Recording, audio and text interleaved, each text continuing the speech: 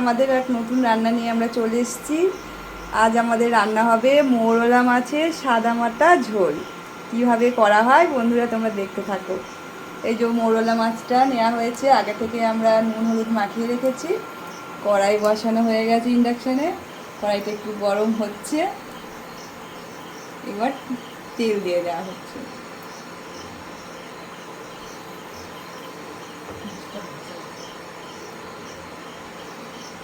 এই মাছগুলো আমরা এবার একটু হালকা ভেজে নেব, তেলটা একটু গরম হতে থাকুক।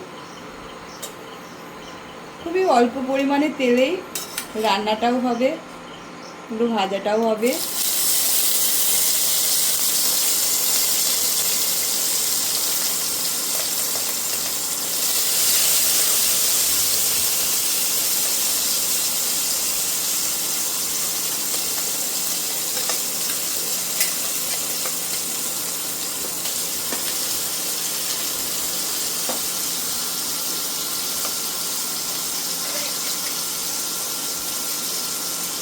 এতে উপকরণ বলতে বেশি কিছু জিনিস লাগে না, মাছ আর এই যে আমরা 4টে লঙ্কা নিয়েছি আর রাঁধুনি ফোড়ন লাগে, যেটা পরে দেয়া হবে, দেখানো হবে।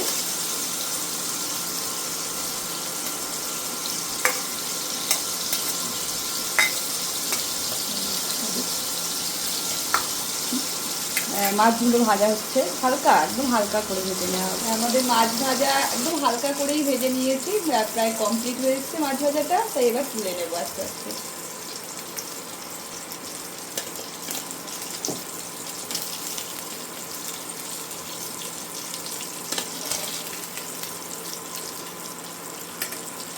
মাছটা এখানে অল্প করেই ভাজতে হবে, বেশি কড়াভাবে ভাজলে এটা খেতে অতটা ভালো লাগবে না।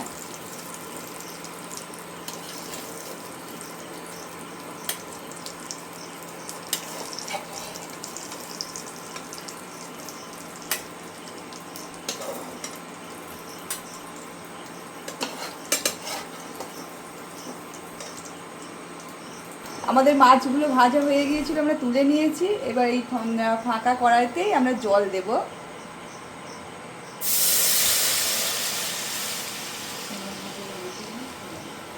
না আজকে নিজেদের দুজন মানুষ খাওয়ার মতো করেছি, তো অল্প করেই মাছ রান্না করছি। আপনাদের যেরকম মানুষ থাকবে তো সেরকম মাছ রান্না করবেন, তাই জলটাও অল্প পরিমাণে দেওয়া হয়েছে।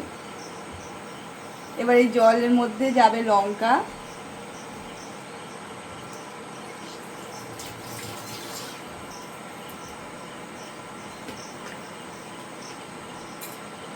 আর অল্প একটু হলুদ,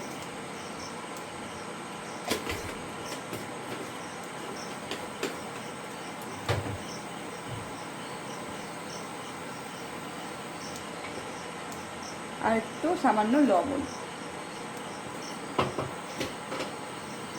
এই 3টে জিনিস দিয়ে জলটাকে আমরা একটু গরম করব।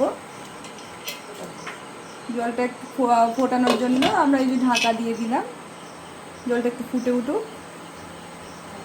তারপর আস্তে আস্তে জলটা ফুটে উঠলে আমরা এই যে ভাজা মাছগুলো রেখে দিয়েছি ওগুলো আমরা হচ্ছে ফুটে গেছে। ঢাকাটা খুলে দেখে নিই। হ্যাঁ, জলটা একটু ফুটেই এসছে, প্রায় ফুটে গেছে। এবার আমরা এই যে ভেজে রাখা মাছগুলো ঢেলে দেব।